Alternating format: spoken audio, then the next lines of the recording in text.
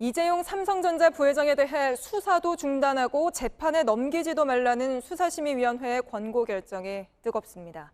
잠시 뒤 하나하나 따져보기로 하고 그 전에 집단 식중독이 일어난 경기 안산 유치원 소식 먼저 전해드리겠습니다. 이 글 보시죠. 엄마가 미안하다. 너를 그 유치원에 보내지 않았더라면. 유치원에 아이를 보낸 어머니가 쓴 글입니다. 아이들뿐 아니라 선생님이나 유치원에서 일하던 202명 중 절반이 넘는 111명이 복통이나 설사 같은 증상이 있는 걸로 확인됐습니다.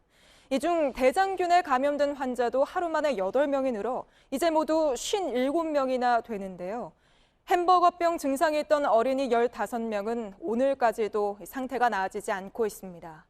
정부는 여전히 원인을 찾지 못하고 있는데 조금 전 대책회의가 끝났다고 합니다. 아이들이 먹은 음식이 남아있지 않은 만큼 거꾸로 아이들이 뭘 먹었는지 조사하면서 그 원인을 추적하기로 했다고 하는데 자세한 내용 먼저 고승혁 기자가 보도합니다. 유치원 한 곳에서 100명이 넘는 식중독 환자가 나왔고 어린이 15명이 용혈성 요독증후군 증상으로 신장이 망가졌지만 보건당국은 원인조차 모릅니다. 유치원의 교실, 화장실, 문고리, 저희 조리기구, 보존식도 들어갔고 음성이 나왔어요. 아직까지는 딱 뭐다 싶은 게 확정이 안 됐어요. 정부는 어제 처음 회의를 열고 오늘 실무 작업에 들어갔습니다. 첫 환자가 발생한 지 보름이 지난 뒤였습니다. 우선 치료비 지원이 논의됐습니다.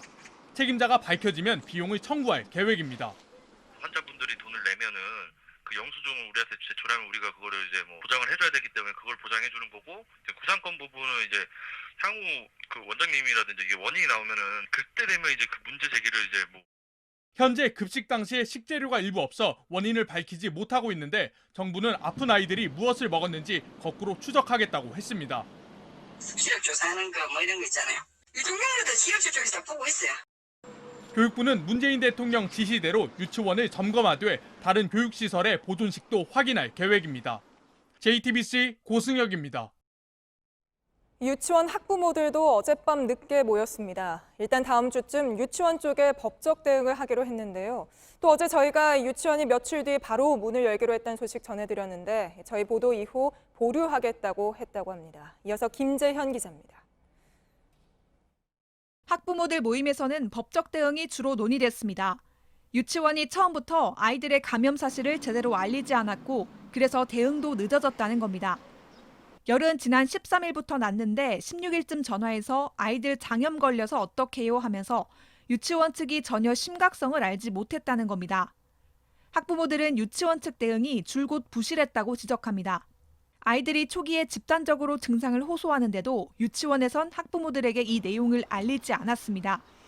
법적 대응은 피해 학생 학부모 중심인데 참가자들을 더 모으기로 했습니다. 유치원은 최근 아이들의 집단 감염에도 7월 1일 다시 문을 열겠다고 해서 비난을 받았는데 이를 결국 보류하겠다고 했습니다. 아이들이 음성이 나오더라도 가급적 집에서 아이들을 돌봐달라고도 했습니다. 관련 보도가 나오고 보건당국의 등원 보류 결정에 하루 만에 말을 바꾼 겁니다. 유치원에선 일부 보존식이 보관되지 않은 데 대해 사건 이후 일부러 폐기한 건 아니라고 했습니다. JTBC 김재현입니다. 유치원 아이들이 어쩌다 감염됐는지 아직 밝혀지지 않으면서 일반 시민들도 불안해하고 있습니다. 특히 요즘은 더워지면서 식중독에 걸릴 위험이 크게 높아졌는데요. 이른바 햄버거병인 용혈성 요독증후군이 어떤 병이고 또 어떻게 예방해야 하는지 서영지 기자가 알려드립니다. 햄버거병으로 불리는 용혈성 요독증후군은 제때 치료하지 않으면 콩팥 기능이 급격히 떨어집니다.